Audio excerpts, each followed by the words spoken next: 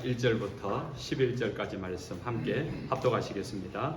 사흘째 되던 날 갈릴리 가나에 혼례가 있어 예수의 어머니도 거기 계시고 예수와 그 제자들도 혼례에 청함을 받았더니 포도주가 떨어진지라 예수의 어머니가 예수에게 이르되 저들에게 포도주가 없다 하니 예수께서 이르시되 여자여 나와 무슨 상관이 있나이까 내 때가 아직 이르지 아니하였나이다. 그의 어머니가 하인들에게 이르되 너희에게 무슨 말씀을 하시든지 그대로 하라 하니라. 거기에 유대인의 정결 예식을 따라 두세 통 드는 돌 항아리 6이 놓였는지라. 예수께서 그들에게 이르시되 항아리에 물을 채우라 하신즉 아기까지 채우니 이제는 떠서 연회장에게 갖다 주라 하시매 갖다 주었더니 연회장은 물로 된 포도주를 맛보고도 어디서 났는지 알지 못하되 물도 온 하인들은 알더라. 연회장이 신랑을 불러 말하되 사람마다 먼저 좋은 포도주를 내고 취한 후에 낮은 것을 내거늘 그대는 지금까지 좋은 포도주를 두었도다 하니라. 예수께서 이 첫 표적을 갈릴리 가나에서 행하여 그의 영광을 나타내시매 제자들이 그를 믿으니라. 아멘. 미국의 천문학자이면서 응용 수학자로 존스 홉킨스 대학에서 수학 교수로 재직하던 사이먼 뉴컴 박사가 인간은 절대로 엔진을 달고서는 하늘을 날 수 없다라는 명제를 가지고 자신의 그 수학적인 논리를 가지고 아주 논리정연한 책을 펴낸 적이 있습니다. 그게 1900년입니다. 인간은 절대로 엔진을 달고 하늘을 날 수 없다. 수학적으로 과학적으로 나름 증명한 사건이 1900년에 일어난 사건입니다. 그런데 놀랍게도 그로부터 3년 뒤에 우리가 알고 있는 라이트 형제가 자신들이 개발하고 만든 최초의 동력기를 단 비행기를 가지고 플라이어 1호죠. 그 비행기를 가지고 12초 동안 36m를 날아오릅니다. 천문학자이고 수학 박사가 불가능하다, 자신의 모든 수학적 논리로 불가능하다 했지만은 이 라이트 형제가 자신들이 만든 작은 엔진을 단 동력기를 가지고 처음 시도했는데 12초 동안 날았습니다. 36m를 날아갔습니다. 그 첫 시도가 딱 66년이 지난 1969년에 인류를 최초로 달나라에 보내는 사건이 됩니다. 그리고 그보다 훨씬 더 짧은 세월이 지나면서 지금 화성으로 지금 가고 화성이 이미 도착했지요. 화성 탐사선이 지금 이미 화성의 토양을 다 검사하고 있고요. 그보다 더 먼 곳으로 우주로 계속하여서 로켓을 또 인류를 보내고 있는 그런 상황 속에 있습니다. 첫 시도가 있었기 때문에 오늘날 계속하여 그 다음 시도가 이어지고 있는 겁니다. 예수님이 그리스도로서 구원사역을 시작하시면서 처음 행한 기적이 오늘 읽었던 이 본문 가나라는 동네에서 결혼식장의 그 잔치 자리에서 물을 포도주로 만들게 한 사건입니다. 성경은 이것을 정확하게 기록하기를 오늘 11절에 예수님의 첫 표적이다라고 의미심장한 기록을 하고 있어요. 왜 첫 기적이다라고 하지 않고 첫 표적이다라고 했는가? 단어의 뜻이 분명합니다. 기적은요, 초자연적인 현상, 불가능한 일을 그것이 이루어졌을 때 그걸 기적이라고 해요. 그 사건 자체를 기적이라고 합니다. 그럼 표적은 뭐냐? 표적은 그렇게 일어난 초자연적이고 불가능한 일들이 가능해져서 일어난 그 기적의 일을 통하여서 우리에게 전달하고자 하는 목적이 있다는 거예요. 하나의 사인처럼 하나의 길을 가는데 그 길을 알려주는 이정표처럼 그 기적이 일어나지만은 그 기적을 통해서 우리에게 알려주시고자 하는 그 목적, 그 사인, 그것을 표적이라고 하는 겁니다. 그래서 예수님이 첫 기적을 행하지만은 그 기적을 통해서 분명한 목적을 가지고 우리에게 기적을 행하셨다라는 겁니다. 요한복음 2장의 내용이죠. 근데 요한복음을 기록한 이 사도 요한이 이 요한복음의 거의 말미에 20장 31절에 요한복음의 기록을 이렇게 이야기합니다. 오직 이것을 기록함은 너희로 예수께서 하나님의 아들 그리스도이심을 믿게 하려 하며 또 너희로 믿고 그 이름을 힘입어 생명을 얻게 하려 함이니라. 예수님을 그리스도로 믿고, 이 첫 번째 목적이고요.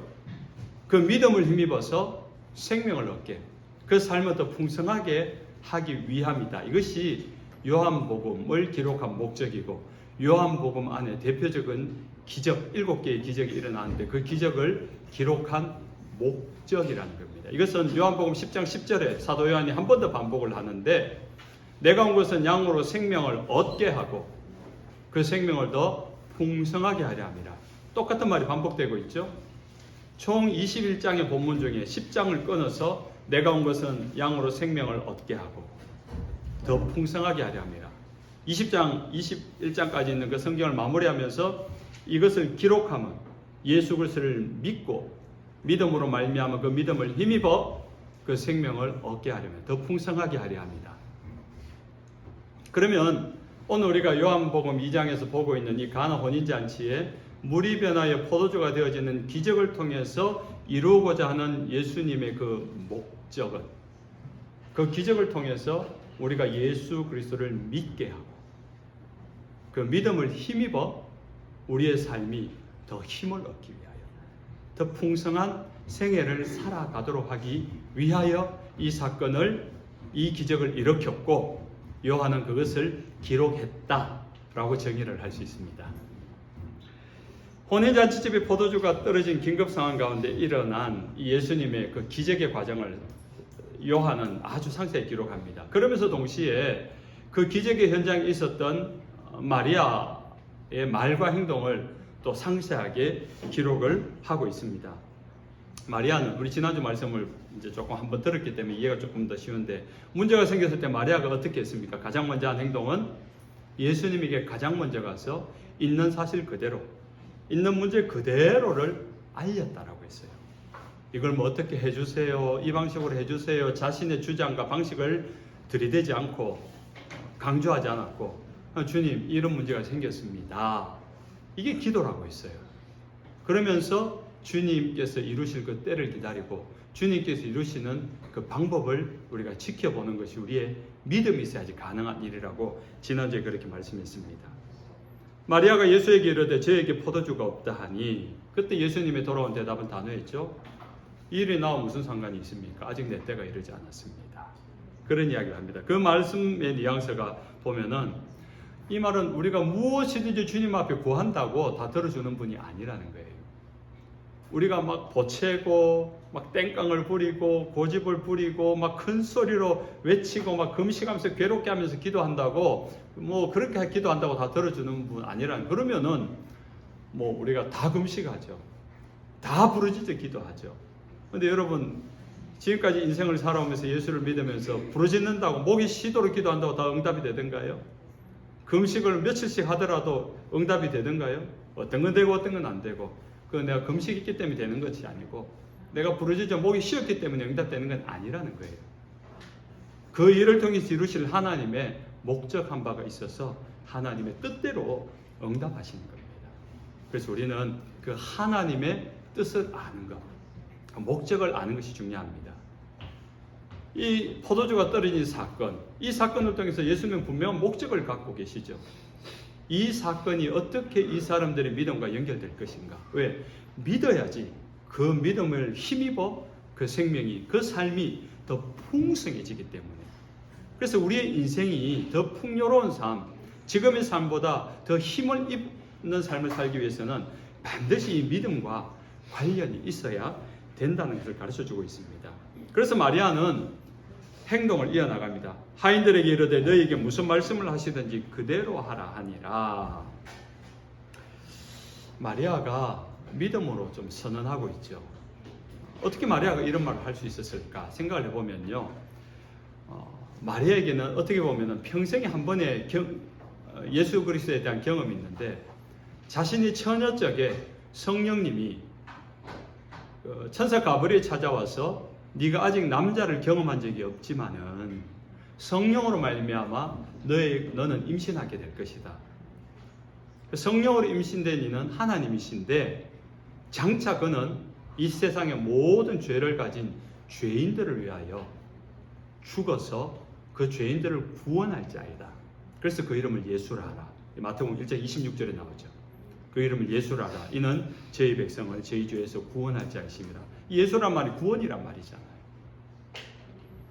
그런데 한 번도 들어본 적이 없는, 남자와 성관계를 해보지 않았는데 임신을 한다는 것은 들어본 적도 없고 본 적도 없고 경험한 적도 없는 일인데, 마리아가 뭐라고 고백하는가 하면 주의 말씀이 내게 이루어지이다 그래요.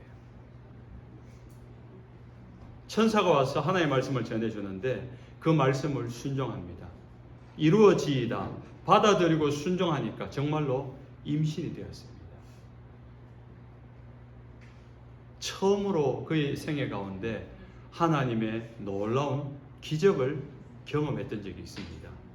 자신의 이성과 자신의 경험과 그 당시 세상에 어떤 전통이나 어떤 사건들을 봐도 일어난 적이 없는 그 일이 하나님이 말씀하시니까 그 말씀 앞에 순종하니까 자신의 몸에 이루어진 것을 보았던 겁니다. 비록 지금 30년이 지났지만은 지금 예수님 앞에 이 하인들에게 말하기를 예수님이 뭐라고 말씀하든지 너희들은 그 말대로 하라.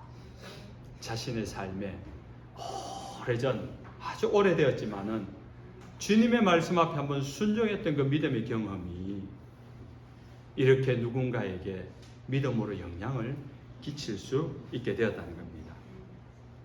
그러자 이 하인들이 마리아의 이야기를 듣고 정말로 예수님이 말씀하신 대로 항아리에 물을 채우라. 아기까지 채우고 6돌 항아리 몇 개를 채우라. 어디까지 채우라도 없어도 열심히 최선을 다하는 순종을 보였다라고 합니다. 그런 순간 어느 순간 물은 이미 포도주로 변해 있는 기적이 일어나 있었습니다. 여러분, 예수님의 기적은요, 예수님의 능력이라는 것은요 일방적이지 않습니다. 너 이게 필요해 보이는데 하면서 그냥 채워져 버리고 이 문제를 해결해 버리고 일방적으로 예수님 혼자 독단적으로 하지 않습니다. 성경을 읽어보면 이 마태복음, 마가복음, 누가복음, 요한복음 여러분 읽어보면요 기적의 현장에는 항상 예수님이 있죠. 예수님이 항상 기적을 행하는 그 기적의 사건 현장에 예수님이 기적을 행하는데 꼭 있는 것이 있습니다. 꼭 있는 게 뭐예요? 두 가지가 있는데 뭐 여러 가지가 있을 수 있는데 제가 볼 때 크게 두 가지예요. 문제가 있어요. 꼭 기적이 일어나기 전에 꼭 문제가 있어요. 뭐 앞을 못 보는 장애가 있든지 일어서지 못하는 뭐 신체적 장애가 있든지 아니 귀신이 들려 있든지 그래서 뭐 하여튼 죽었든지 그래 너무 슬프든지 뭐 소외되었든지 문제가 있어요. 그 문제를 해결하는 것이 예수님의 기적이죠. 그런데 여기에 또 하나 빠지지 않는 것이 있습니다. 예수님이 그 문제 속에서 문제를 해결한 기적이 일어날 때는 반드시 예수님의 말씀에 순종하는 사람이 있어요. 그것이 한 사람이든지 두 사람이든지. 복음서를 읽어보면 놀라운 것을 발견하는데요. 기적은요, 오병이의 기적 같은 경우는 수천 명이 예수님의 기적을 경험을 해요.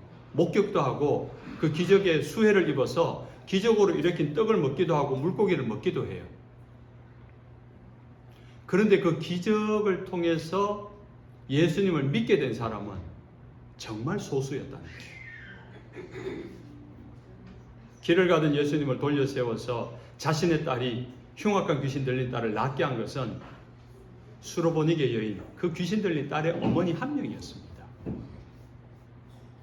베데스다 연못가에서 수많은 병자들이 있었지만은 그 기적이 일어날 때 그 주님의 말씀을 듣고 자리를 들고 일어나갔던 38년 된 병자 한 명이었습니다.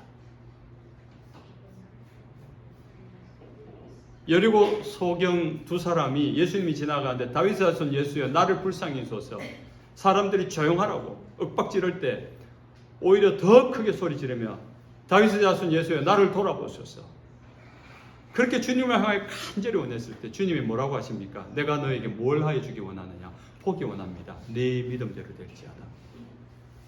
주님의 말씀 앞에 반응할 줄 알고 그 말씀 앞에 순종할 줄 아는 그 한 사람 또는 두 사람, 그 사람들이 기적을 경험할 뿐만 아니라 예수님이 기적을 이루시고자 하는 그 목적, 뭐라고 했죠?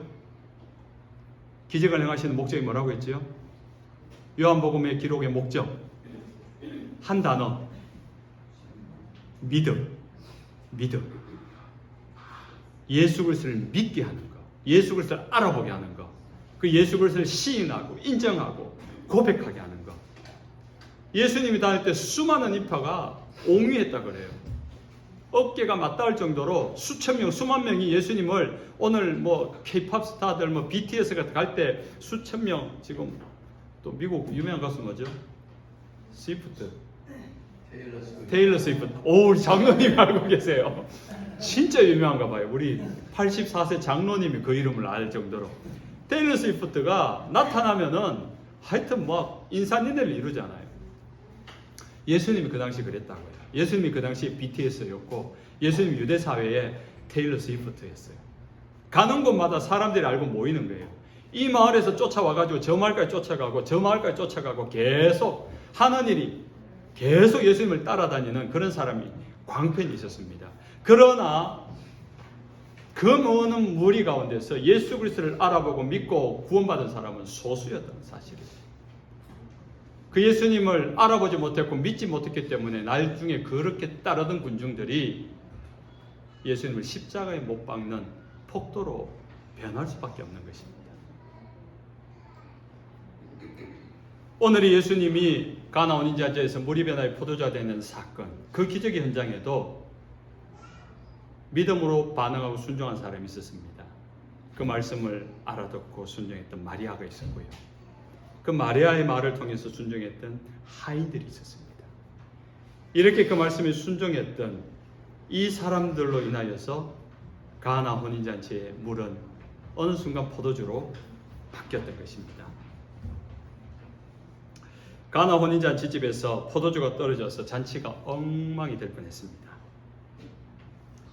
그러나 예수님이 행하신 기적으로 잔치는 아주 성공적으로 끝났습니다. 그냥 성공적으로 끝난 게 아니라 기대 이상으로 더 좋은 결과를 보게 되었습니다. 수많은 잔치를, 결혼식 잔치만 주관하는 총지배인 연회장이라고 오늘 성경에 나오는데, 이 사람도 수많은 잔치집, 수많은 부잣집에 결혼식 혼례를 치러봤지만은 이렇게 맛있는 포도주는 처음 먹어본다는 거예요. 처음 먹어본다는 거죠. 극찬을 합니다. 그러니까 그 잔치를 배설했던 주인에게 그 모든 칭찬이 돌아갑니다. 내가 이렇게 수많은 잔치를 해봤지만은 이런 포도주를 내놓는 집은 처음 봤다. 이때까지 수많은 부잣집도 해봤지만은 술 취한 다음에는 좀 저렴한 포도주를 내놓는데 이 집은 갈수록 더 좋은 고급 포도주를 내놓네. 주인에게 위상이 막 올라갑니다. 거기에 참석했던 수많은 하객들이 있겠죠. 어떤 사람이겠습니까? 신랑 친구, 신부 친구, 뭐 혼주들, 친구들, 뭐 동네 사람들, 뭐 그 사람들 중에는 바리새인도 있었을 것이고, 뭐 정치인도 있었을 것이고, 또 뭐 지나가는 나그네도 있었을 것이고, 거지들도 있었을 것이고, 이웃집, 뭐 영철이, 철수, 영희, 동네 사람, 아는 사람 다 모였을 거 아닙니까? 각양의 모습들. 세상에서 살아가는데 세상에 온갖 지위와 온갖 어떤 직분들을 가진 사람들이지만은 그들이 경험한 것은 그날 운수 좋은 날이에요. 야, 내가 다녀본 결혼식장 중에 이 집 오늘 포도주가 제일 맛있었다. 어떻게 이렇게 이런 포도주가 어디서 났지? 야, 내가 먹어본 건 최고다. 오늘 정말 배부르게 먹었고 기분 좋게 포도주를 너무 마무리해서 너무 기분 좋았다. 모두가 기분 좋고 행복한 날을 보낸 결혼식이었을 겁니다. 그런데 그 다음날 되었습니다. 그 다음날 되어서 야, 내가 어제 먹은 포도주가 너무 기분 좋다. 오늘도 그 포도주가 너무 맛있어가지고 오늘도 기분 좋다. 막 아내가 짜증을 부리고 애들이 사고를 쳐도 어제 포도주 맛을 오늘 내가 다 용서해 줄게. 그런 사람은 없죠. 그날의 기쁨과 그날의 행복은 그날로 끝나는 거예요. 물이 변하여 포도주가 되는 기적의 사건을 경험했어도 그 기적의 기쁨과 행복은 그날로 끝이라는 겁니다. 하루의 기쁨, 제한적 기쁨, 유한한 기쁨. 얼마 전에 저희 그 집사님하고 이야기를 한 적이 있는데, 뭐 일주일에 기쁘려면 뭐 새 차를 사라, 뭐 한 달에 기쁘려면 새 집을 사라, 뭐 하여튼 이런 이야기가 예전에 한국에서 있었던 적이 있어요. 새 차를 사면 기분 좋은 것 같지만은 한 주 딱 지나면은 뭐 시큰둥해지잖아요. 새 집이 아무리 좋은 것 같아도 한두 달 살다 보면 뭐 오래 살아봐야 1년쯤 살면 집이지 뭐 이렇게 되는 거 아닙니까? 우리는 세상 가운데 행복과 기쁨을 추구하는 자들입니다. 세상에서 볼 수 없는 희귀하고 진귀한 포도주를 맛보는 그 기쁨을 누리고 있지만은 그날이 지나면은 그 기쁨도 사그라드는 거예요. 근데 오늘 본문을 보면 그 포도주를 한 모금도 마시지 않았지만은 포도주를 마셔서 기뻤던 사람들보다 더 기뻐하는 사람이 있습니다. 성경은 어떻게 기록하고 있습니까? 9절입니다. 물로 된 포도주를 맛보고도 어디서 났는지 알지 못하되 물돈 하인들은 알더라. 사람들이 극찬하는 그 포도주, 이게 어디서 났는지는 아무로 모르지만 그 포도주의 맛을 기뻐합니다. 그러나 그 포도주를 맛보진 않았지만은 그 포도주가 어떻게 해서 생겨나게 됐는지 그 비밀을 압니다. 이 하인들의 기쁨은 그날 잔치에 참석했던 지위가 높든지 부자이든지 세상에 어떤 형식을 가졌든지 어떤 존경을 받든지 그 사람들은 결코 알 수 없는, 그들만 아는 비밀스러운 기쁨을 가졌던 거예요. 그것은 하루만의 기쁨이 아니에요. 아마 이 하인들은 두고두고 이야기했을 거예요. 자신의 자식들이 이야기하고 늙어 죽을 때가 될 때도 내가 예전에 이런 일이 있었지, 이런 놀라운 일이 있었지, 그 일을 떠올릴 때마다 행복한 겁니다. 감격한 겁니다. 주님이 무슨 일을 하셨는지를 보았기 때문에, 예수라는 분이 무슨 일을 행하셨는지를 알았기 때문에. 그래서 요한은 물돈 하인들은 알더라. 전능하신 하나님께서 이 땅에 무슨 일을 행하셨는지, 비록 그가 지위가 낮은 하인을 알지라도 주님의 말씀에 순종하여서 행동하였던 그 하인들은 그 비밀을 알았더라. 저는 그것이 기뻤더라, 이렇게 들립니다. 저도 남이 모르는 비밀스러운 그 놀라운 어떤 비밀을 알았을 때 되게 기뻐요. 예를 들어서 저는 설교자로서 여름에 말씀을, 주일 설교를 준비하면서 뭐 계속 한 주 동안을 책을 읽고 또 찾아보고 이렇게 하잖아요. 그 묵상을 하고 하잖아요. 그러다가 딱 깨닫게 될 때가 있어요. 이렇게 놀라운 뜻이, 이걸 빨리 주일에 왔으면 좋겠는 거예요. 그래서 빨리 이걸 우리 교인들에게 알려주고 싶은 그 기쁨. 그래서 막 주일이 막 기다려집니다. 막 기다립니다. 그 즐거움, 그 기쁨. 남이 모르는, 세상은 모르되 물돈 하인들은 알더라. 세상 사람들은 아무도 모르는데 그 말씀 앞에 순종했던 그는 알더라, 이 이야기입니다. 그리고 그 모든 상황을 목격했던 제자들이 드디어 믿음을 가지게 됩니다. 11절이죠. 예수께서 이 첫 표적을 갈릴리 가나에서 행하여 그의 영광을 나타내심에 제자들이 그를 믿었더라. 예수님의 이 계획이 성공한 거예요. 가나 오는 잔치에서 이런 기적을 일으키면서 결국은 이들 가운데 누군가의 믿음, 사실은 그 제자들이 목적이긴 했어요. 첫 제자들을 부르면서 아마 이 가나 혼인잔치는 보면 5명의 제자, 초기 5명의 제자가 같이 온 걸로 알고 있는데 그 제자들이 먼저 예수님을 알아보고 믿게 되었더라라는 것입니다. 이제 말씀을 맺습니다. 사랑하는 하나님의 백성 여러분, 여러분은 예수님을 만나셨습니까? 또 예수님의 말씀을 들으셨습니까?